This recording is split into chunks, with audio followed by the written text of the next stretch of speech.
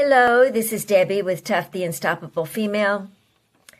Every day, all we see in the news and online is scary, depressing, and heartbreaking news.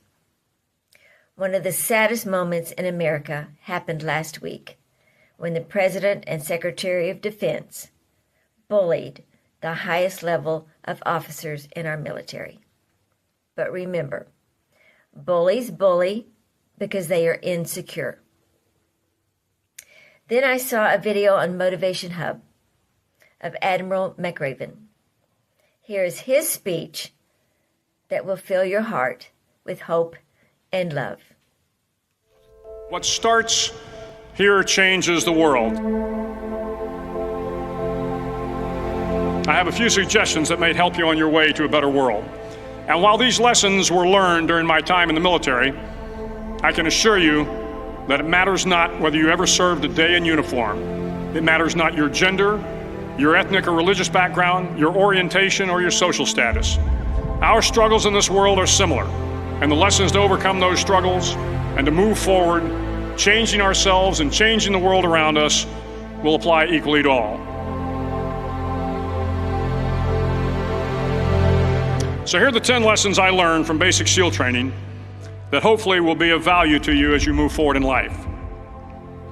Every morning in SEAL training, my instructors, who at the time were all Vietnam veterans, would show up in my barracks room, and the first thing they'd do was inspect my bed.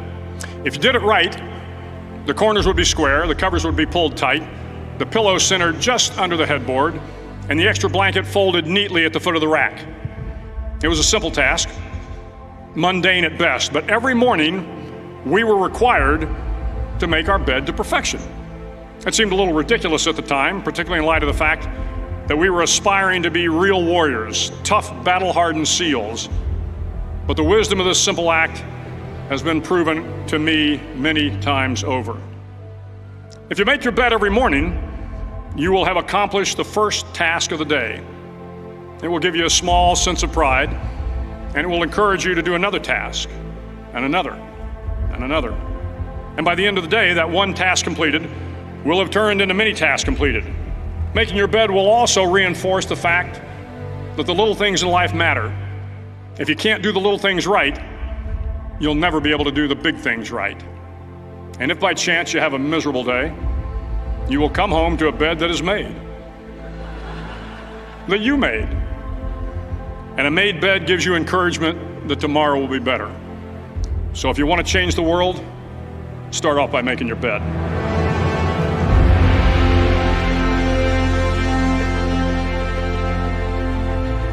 During SEAL training, the students are all broken down into boat crews. Each crew is 7 students, 3 on each side of a small rubber boat, and 1 coxswain to help guide the dinghy. Every day your boat crew forms up on the beach and is instructed to get through the surf zone and paddle several miles down the coast. In the winter, the surf off San Diego can get to be 8 to 10 feet high, and it is exceedingly difficult to paddle through the plunging surf unless everyone digs in. Every paddle must be synchronized to the stroke count of the coxswain. Everyone must exert equal effort, or the boat will turn against the wave and be unceremoniously dumped back on the beach. For the boat to make it to its destination, everyone must paddle. You can't change the world alone. You will need some help. And to truly get from your starting point to your destination takes friends, colleagues, the goodwill of strangers, and a strong coxswain to guide you. If you want to change the world, find someone to help you paddle. Over a few weeks of difficult training, my SEAL class, which started with 150 men, was down to just 42. There were now 6 boat crews of 7 men each. I was in the boat with the tall guys, but the best boat crew we had was made up of the little guys, the Munchkin crew, we called them. No one was over 5'5". The Munchkin boat crew had 1 American Indian, 1 African American, 1 Polish American, 1 Greek American, 1 Italian American, and 2 tough kids from the Midwest. They out-paddled, outran, and outswam all the other boat crews. The big men in the other boat crews would always make good-natured fun of the tiny little flippers the Munchkins put on their tiny little feet prior to every swim. But somehow these little guys from every corner of the nation and the world always had the last laugh, swimming faster than everyone and reaching the shore long before the rest of us. SEAL training was a great equalizer. Nothing mattered but your will to succeed, not your color, not your ethnic background, not your education, not your social status. If you want to change the world, measure a person by the size of their heart, not by the size of their flippers. Several times a week, the instructors would line up the class and do a uniform inspection. It was exceptionally thorough. Your hat had to be perfectly starched, your uniform immaculately pressed, your belt buckle shiny and void of any smudges. But it seemed that no matter how much effort you put into starching your hat or pressing your uniform or polishing your belt buckle, it just wasn't good enough. The instructors would find something wrong. For failing uniform inspection, the student had to run, fully clothed, into the surf zone, then wet from head to toe, roll around on the beach until every part of your body was covered with sand. The effect was known as a sugar cookie.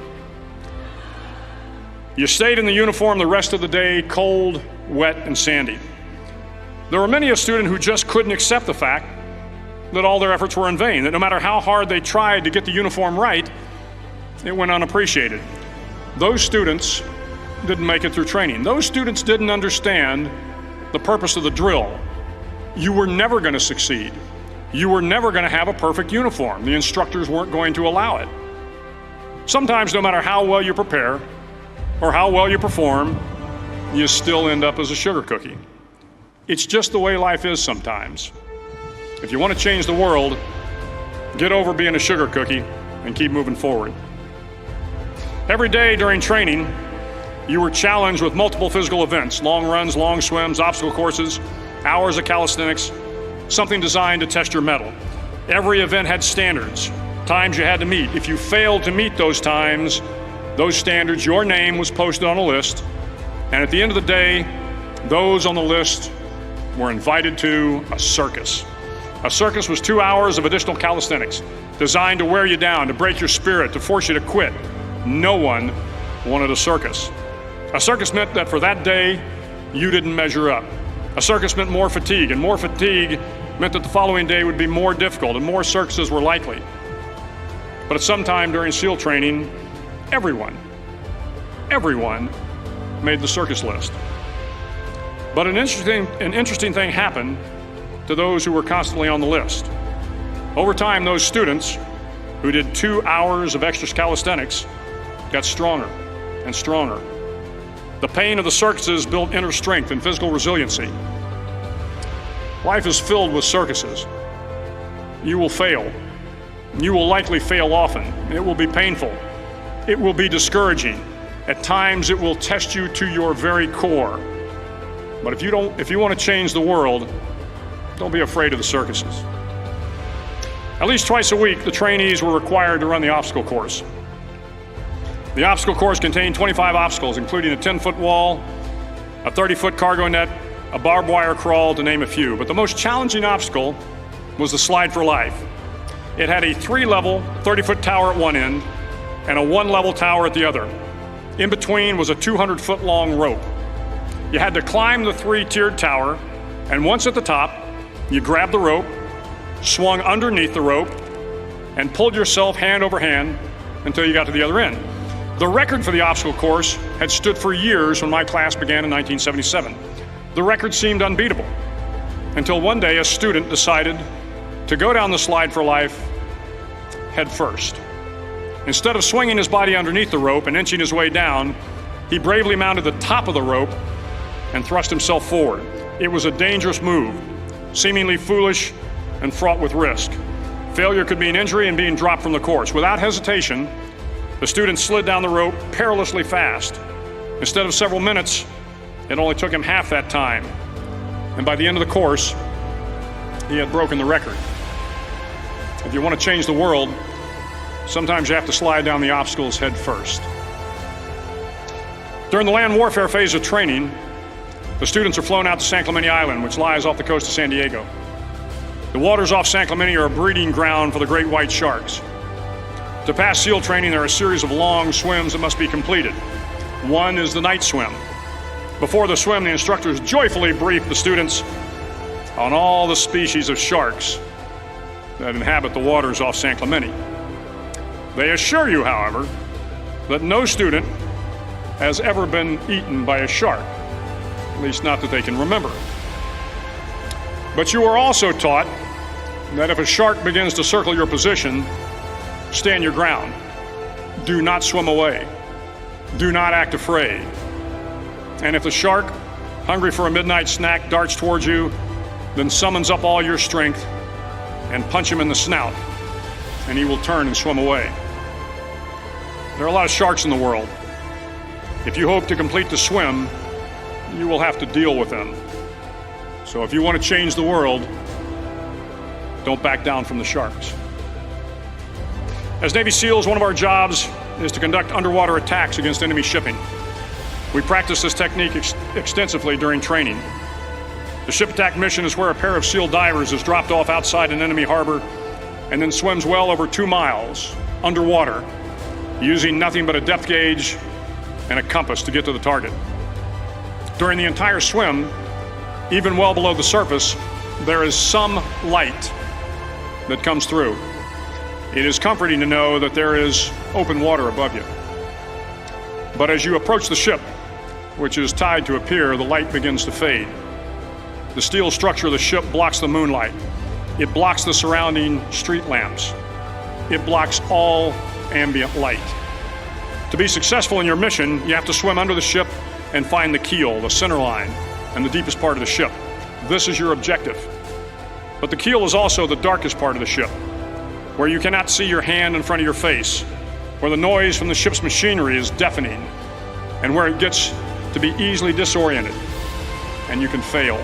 Every SEAL knows that under the keel, at that darkest moment of the mission, is a time when you need to be calm, when you must be calm, when you must be composed, when all your tactical skills, your physical power, and your inner strength must be brought to bear.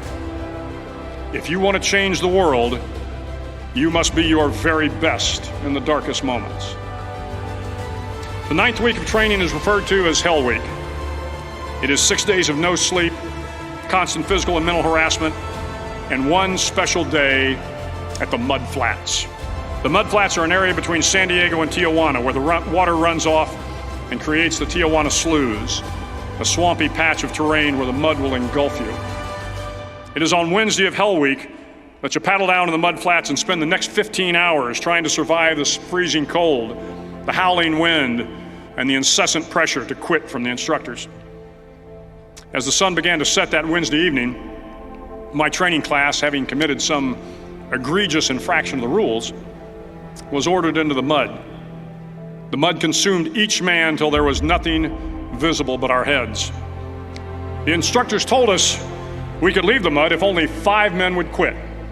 Only 5 men, just 5 men, and we could get out of the oppressive cold. Looking around the mud flat, it was apparent that some students were about to give up. It was still over 8 hours till the sun came up. 8 more hours of bone-chilling cold. The chattering teeth and the shivering moans of the trainees were so loud, it was hard to hear anything. And then one voice began to echo through the night.